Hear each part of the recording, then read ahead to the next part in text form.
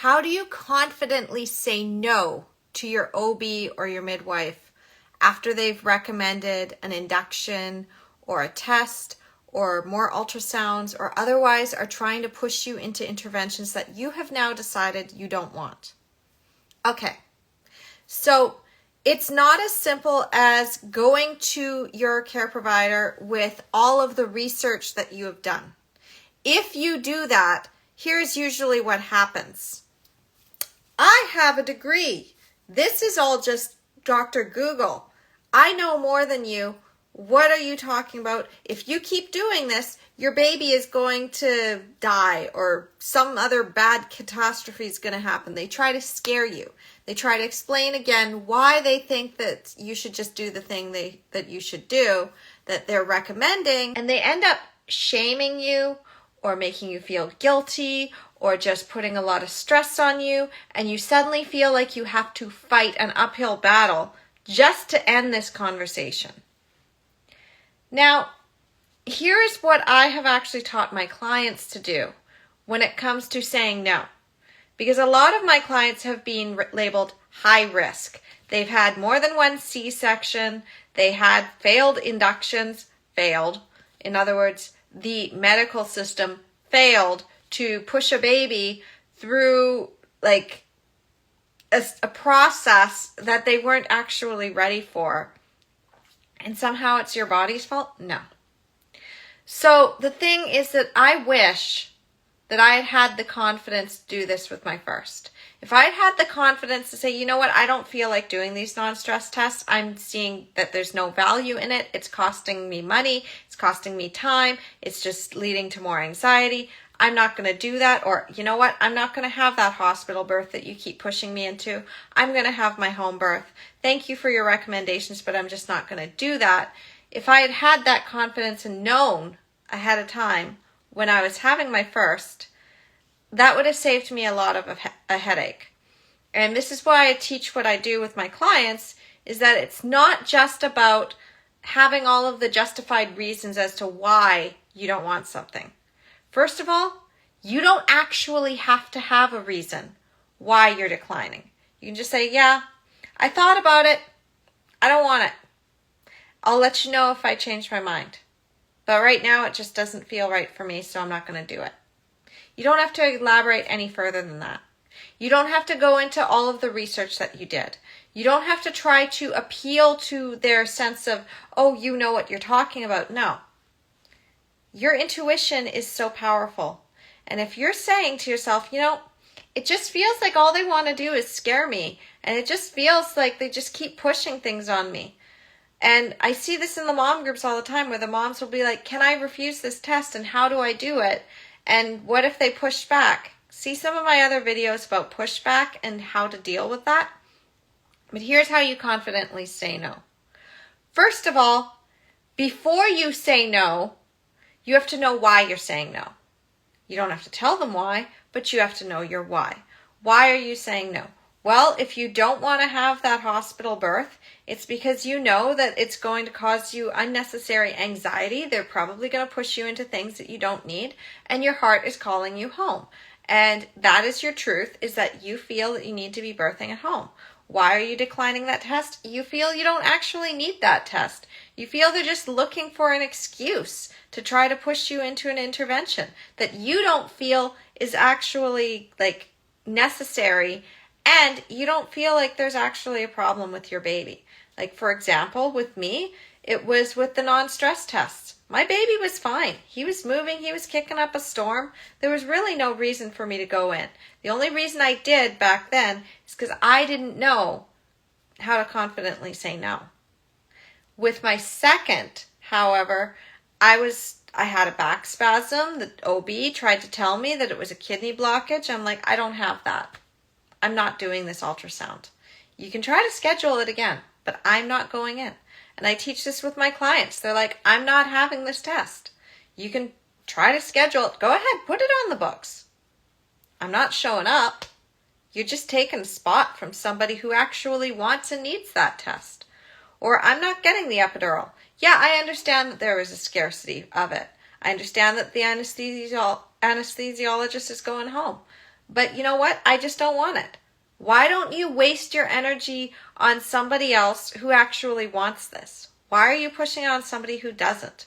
It doesn't make any sense to do that, except for the fact that our medical system is based on profit, convenience, liability. There's a lot of fear in our birth culture, and you have to remember we were literal property, and that a baby was a commodity, and we were like the package. That the baby, it's like we were a throwaway package. One of my favorite shirts that I like to wear in the summer it says, "I am not disposable." It's from my friend Jenny, who's also my business partner. And one of the most powerful case stories for saying no to things that you don't want. She runs Empress Birthworks. She does support for doulas who are looking to build and expand their business. She has resources that they can have off her website to show clients. So if you are a doula, check that out. Check out Empress Birthworks. If you're a mom and you happen to be one of those sassy moms who wants to wear a shirt that expresses herself, then you can also check out some of her t-shirts. I sometimes wear them on my live streams. But it says, "I'm not disposable," because you're not. You're not disposable. You are just as important as your baby.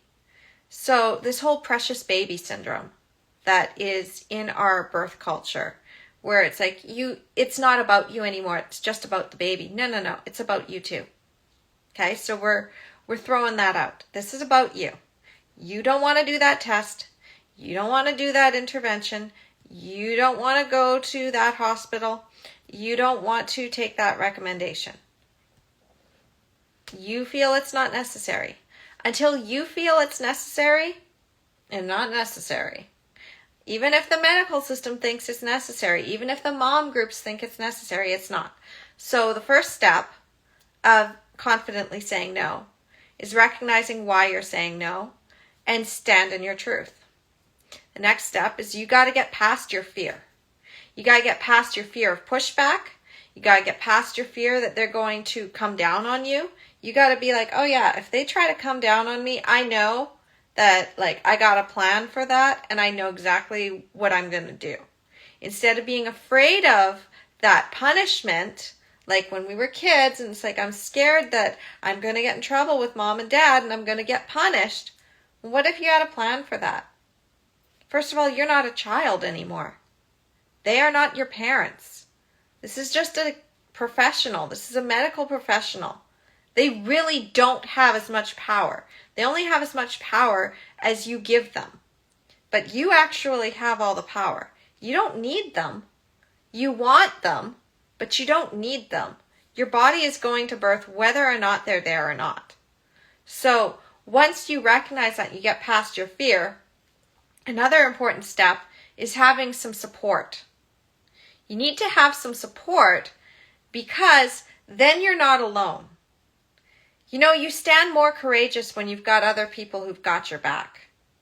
It's a lot harder to say no if you come back from that appointment and you say, I said no to this. And they're like, you said no? What are you doing? Why would you say no to that? Don't you care? You're making a huge mistake. And they shame you and make you feel bad. And then you start to doubt yourself. Or it just feels like you're fighting an uphill battle. It's like, why is it that everybody treats me like I'm crazy? Just because I want to have autonomy in my birth? I don't feel like being treated like a human pincushion. I don't feel like being pushed into things that don't feel right to me. I don't feel like leaving my dignity at the door. Why is that such a bad thing? Well, it's not. It's just our birth culture and our culture of fear. So you got to get past your fear so that you can sit and recognize that, oh, they're afraid. Okay, well, I need some support here. Maybe it's not that person, but maybe it's this person. This is why your partner needs to be on board with your birth plan. They can't be against you. They can't be scared. If they're scared and you're scared, you're going to get pushed into the medical system because the medical system is going to come in as the white coat savior. And finally, once you've got that backup and you have your backup plans, you've created your birth plan and you know what your birth vision is, you also have to be okay with your care provider not being okay with your decision. which means you have to stop wanting them to like you. You have to start seeing them as, this is a medical professional that I have hired to support me. They are not my best friend. I'm probably never going to see them again after I have my baby. They are going to completely forget about me. I'm just another number. Like, as far as they're concerned, like, our relationship is done. But I'm going to be living with my decisions for my birth for the rest of my life. So even though it's just another day on the job for them, this is my baby. This is my actual life. This is how I'm going to come to my birth and how I'm going to remember my birth and how I'm going to be able to reconcile after my birth and heal from my birth. This is important. This isn't just one day out of my life. This isn't just a suck it up and everything will be fine. No. Birth trauma affects your sex life. It affects the way that you show up in your confidence with your children for parenting.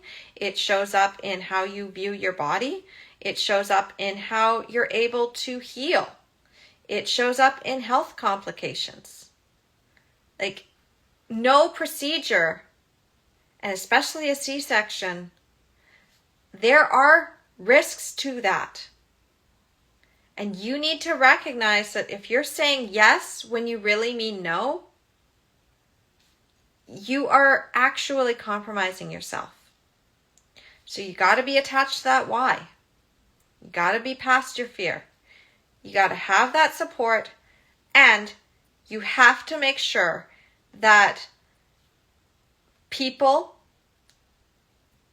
are like, they can do what they need to do. They can have their little grumbles, but you no longer feel like I have to have them like me at all costs. So back to my thing though, is you just got to stop expecting to be liked, and you just got to do you. First of all, this is your birth. This is your baby. This is your legacy. This is your family. You do things your way. And let me just tell you, a quote from my book is that when you have an empowered birth, you're an empowered mom for life, and no one can take your power away from you again. So if you're curious how to do this, though, I do teach this inside of my Empowered Birth Academy. It's called Your Empowered Birth Academy. If you want that, you need to either send me a DM or go to my website, empoweringmomsbirth.com, put in the contact information, subject line, Your Empowered Birth Academy, your name, your email, send a quick message, say, hey, I'd like to know more about this, and I'll give you the details. But basically what this does is I noticed that there was a disconnect between natural birth education and what is actually happening in the medical system and what is actually happening in our birth culture. Because I was the mom who went out and I got all of the books. I was consuming birth for 9 months. I hired a midwife. I planned a home birth. I got a doula. I was taking childbirth classes. I was practicing all the pain relief tips. And in the end, I still ended up struggling with saying no to things I didn't want. Even though I had the framework of brain, benefits, risks, alternatives, intuition, now or nothing, it still tripped me up to be able to say no. Even when my intuition was saying to me, hey, there's nothing wrong with your baby. You can have him at home. You need to stop going for these non-stress tests. You don't actually need these twice a week non-stress tests. You don't need these bi-weekly ultrasounds. You don't need to be stressing yourself out. Everything's going to be fine. He's growing properly. He's just on his own growth curve. But I was being told over and over that my intuition was wrong, and I doubted myself. And in the end, that baby came out almost 8 pounds. It was perfectly fine. I could have had him at home. It was so upsetting. And there's a lot of stories like that with the moms. It's like, if I had known what I know now, if I had truly said no, I would have had a different story. And so I teach this inside Your Empowered Birth Academy. And with my coaching clients, I've done this as well. And there's a framework inside of Your Empowered Birth. You can go get that off of Amazon. And what it does is you learn the loopholes. You learn how to see the loopholes in the medical system.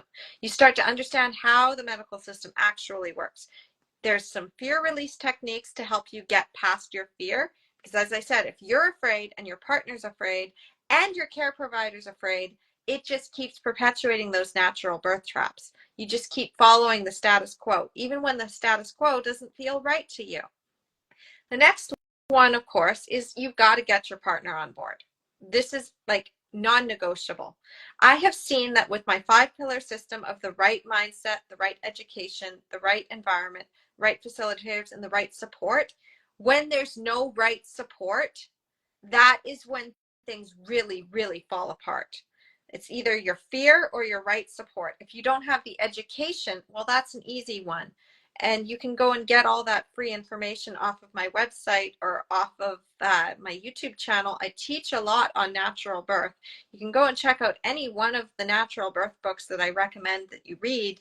And there's a lot of birth influencers out there that teach physiological birth. So you need to understand about true natural birth is the physiological birth. You also have to be in the right environment though, because if you're not, then you're also going to have that pushback and that fear.